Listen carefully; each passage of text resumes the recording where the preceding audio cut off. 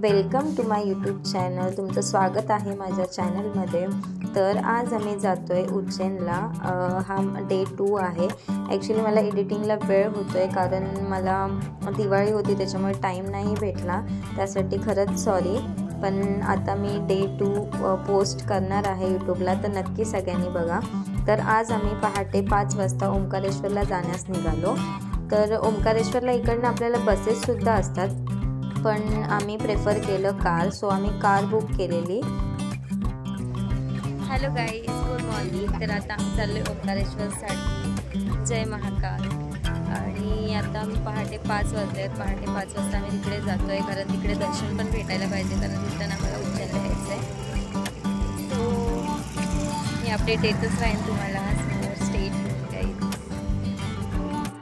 Guys. Actually आम्ही पहाटे 5 वाजता निघालो। त्याचं रिझन असं की मी असं ऐकलं आहे की ओंकारेश्वरला जाण्यासाठी तिकडे 12:20ला क्लोज होतं मंदिर, ते डायरेक्ट 1:10 नंतर ओपन होतं। सो आपल्याला त्याच्या आधी दर्शनसुद्धा घडलं पाहिजे। आणि इकडनं 3 to 4 आवर्सची टोटल जर्नी आहे उज्जैन टू ओंकारेश्वर जाण्यासाठी। सो आम्ही असं प्रेफर केलं आणि आम्ही इंदोरवरनं जाणार होतं, तर आम्हाला तिकडनं तिकीट्स नाही भेटले। सो असं आम्ही हे प्रेफर केलं की उज्जैनवरनं कार बुक करून आपण ओंकारेश्वरला जायचं। सो तुम्हाला पण जर असं काही होत असेल तर तुम्ही उज्जैनला जाऊन कार बुक करून तुम्ही ओंकारेश्वर 1 डेमध्ये करूच शकता, आणि मग तुम्ही उज्जैनला येऊन अजून तुम्हाला काही एक्सप्लोर करायचं ते करू शकता। आम्ही जाता मध्ये एक ब्रेक घेतला आणि तिथे चहा पिलो मस्त। गाईज, ॲज युजल काहीतरी होतंच आपल्या याच्यामध्ये। तर आज आमच्या गाडीचा टायर पंक्चर झालेला आहे, आता ते चेंज करतात। होपफुली त्यांच्याकडे होता एक्स्ट्रा, सो आता ते चेंज करतायत।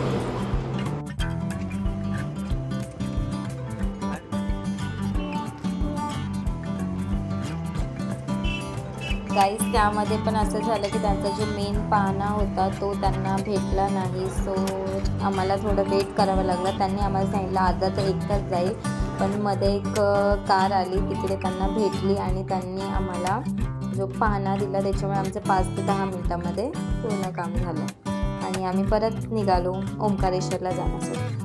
आपण गर्ल्स फ्रेंड्स असलो की आपण खूप जास्त गप्पा मारतो, तसंच काहीसं आम्ही केलं आहे। आम्हाला टोटल 3 to 4 आवर्सची जर्नी होती। सो मध्ये काय करायचं, सो आम्ही मस्त इकडे चिलपिल करत, गाणी गात मस्त आणि गप्पा मारत आम्ही पुढे ओंकारेश्वरला जाण्यास निघालो।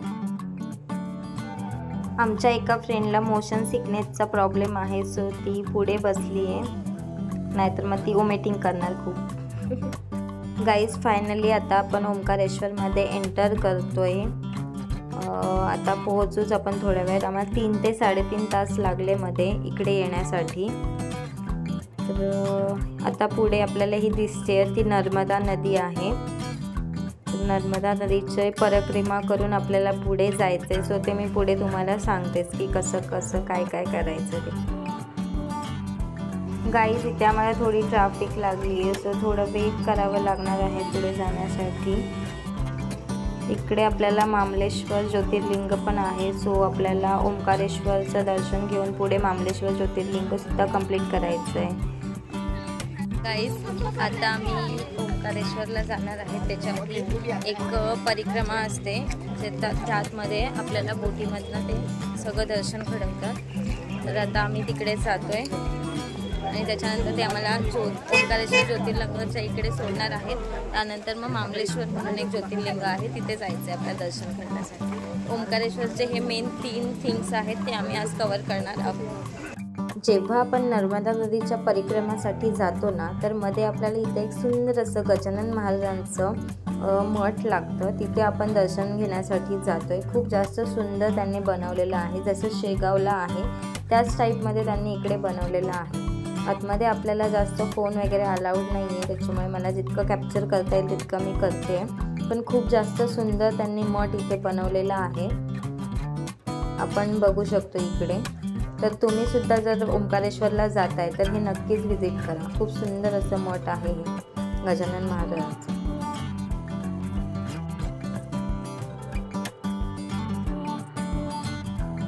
गाईज, इथे तुम्ही मंदिर बघू शकता, खूप जास्त सुंदर आपल्याला दिसतंय आणि इकडे शिवमूर्तीसुद्धा आहे एक छोटीशी, गार्डन एरियामध्ये आहे ती. आणि गजानन महाराजांचं हे मंदिर आहे. अलग अलग है, इस साइड जो भी खड़े नर्मदा नदी है और एक जो पहाड़ी की उस साइड है वो कावेरी नदी है. इसका जल का आचमन करवा देगी. डैम वो डैम के जो साइड में बना है डैम पावर हाउस है जिससे बिजली बनता है वो दिखा देगी. गाईज इथे ते पूर्ण परिक्रमाचे आपल्याला 3 ते 3.5 हजार सांगतात 5 लोकांसाठी. आणि जर आपल्याला हाफ परिक्रमा करायची असेल तर ते 1500मध्ये होऊन जाते. सो तुम्हाला जसं करायचं तसं तुम्ही करू शकता, कारण ते फक्त आपल्याला बोटीतनं व्ह्यू दाखवतात. सो आम्ही असं ठरवलं की हाफ परिक्रमा करून पहिला दर्शनासाठी जायचं, कारण ते जास्त इम्पॉर्टंट होतं. मेरा नाम खत्म हो जाएगा, आपको जाना दर्शन के लिए 200 मीटर रुक दीजिए. हाँ, ब्रिज से मुमलेश्वर दर्शन करके 100 मीटर का मार्ग आएगा. जहाँ मैं आपको मिला था ना, अब वहीं चले जाओ. ठीक है, सगळे तेच सांगतात. हा ब्रिज जो दिसतोय ना आपल्याला, तिकडनं आपल्याला मामलेश्वरला जाण्यासाठी रस्ता आहे. गाईज इथे एक गंमत चालू आहे की ज्याने आम्हाला इथे परिक्रमासाठी बुक केलं त्याने आम्हाला अर्धा रस्ता सोडलं. देन त्याने दुसऱ्या माणसाला सांगितलं, देन त्याने तिसऱ्या माणसाला सांगितलं, तर तिसऱ्या पुढच्या माणसाला सांगितलं. असं सगळं इकडे चालू आहे. हेलो दीदी, 11 किलोमीटर की परिक्रमा करते तो हो जाता है जो पूरी पर्वत ओम का आकार का है. उसके लिए हम स्पीड बोट देंगे आपको. करना है क्या? नहीं करना है.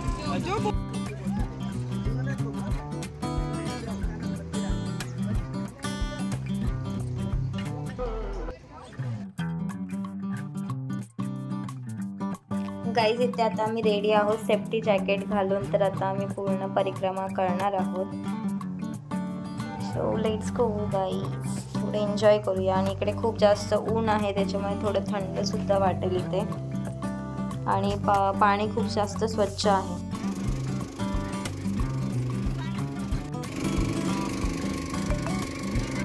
गाईज हा नर्मदा डॅम आहे आणि सुंदर तिरंग्याच्या कलरने इकडे सजवलेला आहे.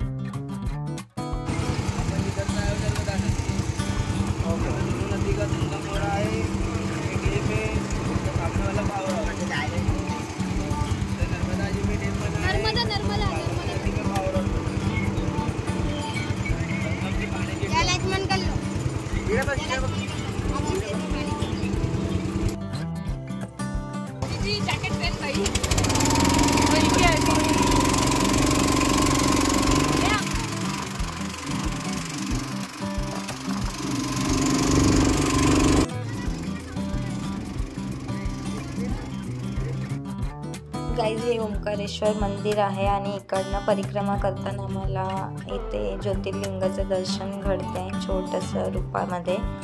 आणि पुढे आता आम्ही जाणारच आहोत दर्शन घेण्यासाठी. तर बघूया किती गर्दी भेटते आपल्याला तिकडे. तर इकडे आम्ही मस्त एन्जॉय करत करत आम्ही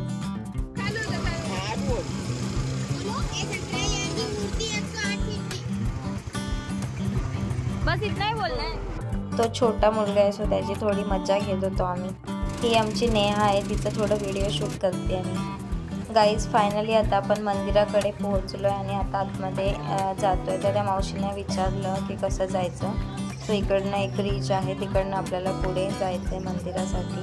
तर बघूया आपल्याला किती गर्दी भेटते पुढे. गाईज आता आम्ही परिक्रमा करून आलो आहे आणि आता आम्ही जातो आहे ओंकारेश्वर मंदिरात ज्योतिर्लिंगाचं दर्शन घेण्यासाठी.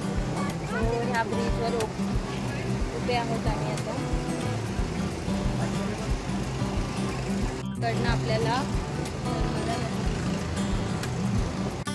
इथे आता आपण फुलं घेऊन पुढे मंदिरात दर्शनासाठी जातोय. तर इथल्या छोट्या मार्केटमध्ये आहोत आम्ही आता.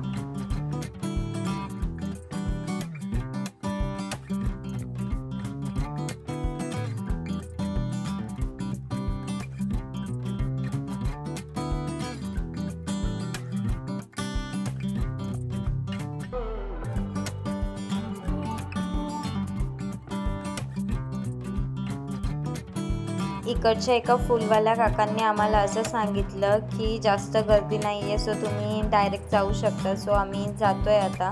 तर इकडे स्टार्टिंगला तर खूप जास्त खाली होतं, पण पुढे जाऊन आता आपण बघूया की आपल्याला किती गर्दी लागते ते मी तुम्हाला पुढे सांगते. तर आम्ही मस्त चौघी फिरतोय, छान एन्जॉय करतोय।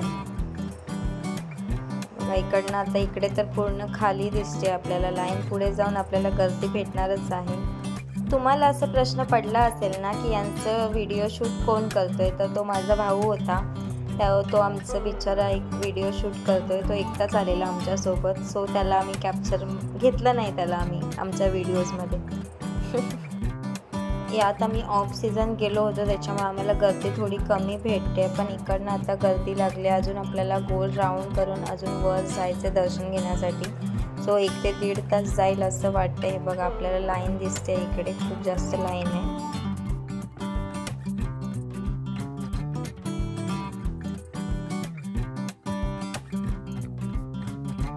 ज्यांना कोणाला यायला जमलं नाही त्यांनी इथे छोटंसं दर्शन घ्यावं। इथे मी व्हिडिओ क्लिप काढली आहे त्याच्यामध्ये, आणि हे ओंकारेश्वर मंदिराचं कळस आहे। आणि इकडे आता आपण गर्दी बघा किती जास्त आहे, सो आम्हाला 1 ते 1.5 तास इकडेच जाणार आहे असं वाटतंय। होपफुली 12:20च्या आधी आपलं दर्शन घडू देत। आता 11 वाजले तिथे आणि आम्ही लाईनला उभे आहोत। इकडे खूप जास्त गर्दी दिसते वर आपल्याला, सो होपफुली आपलं दर्शन घडू देत 12:20 पर्यंत।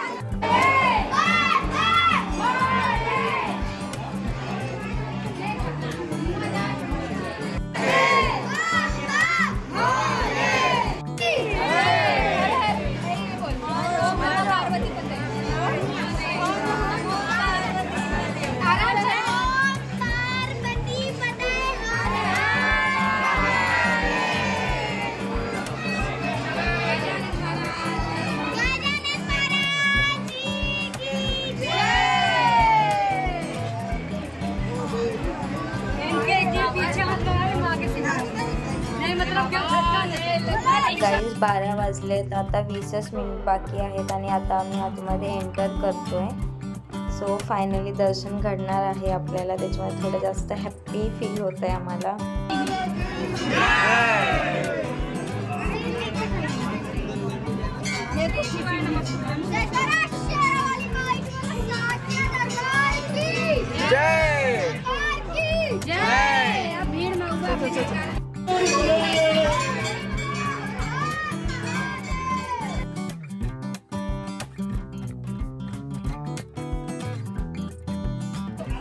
इथे मंदिराच्या इकडे ना त्यांनी खूप जास्त सुंदर मूर्त्या कोरलेल्या आहेत।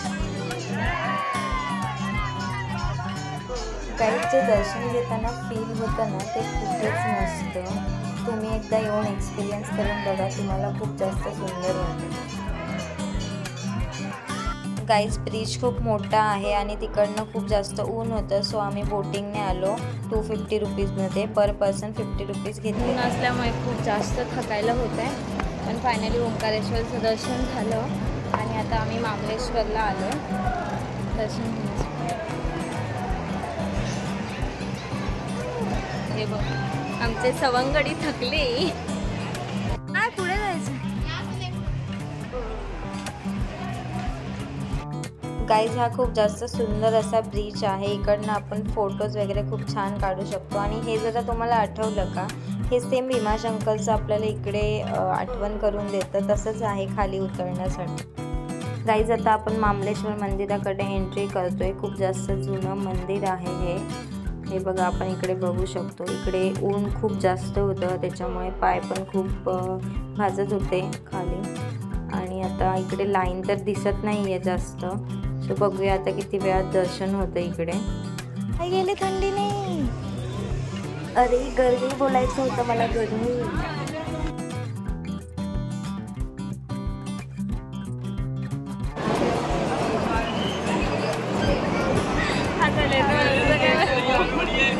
कैसे भीड़ में फंसे हम लोग, एग्जॉस्ट हो चुके हैं।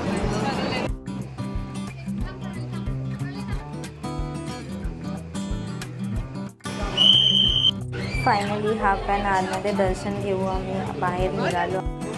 फायनली दर्शन झालं आमचं थकायला झालंय पण आता चल खूप आहे इथे.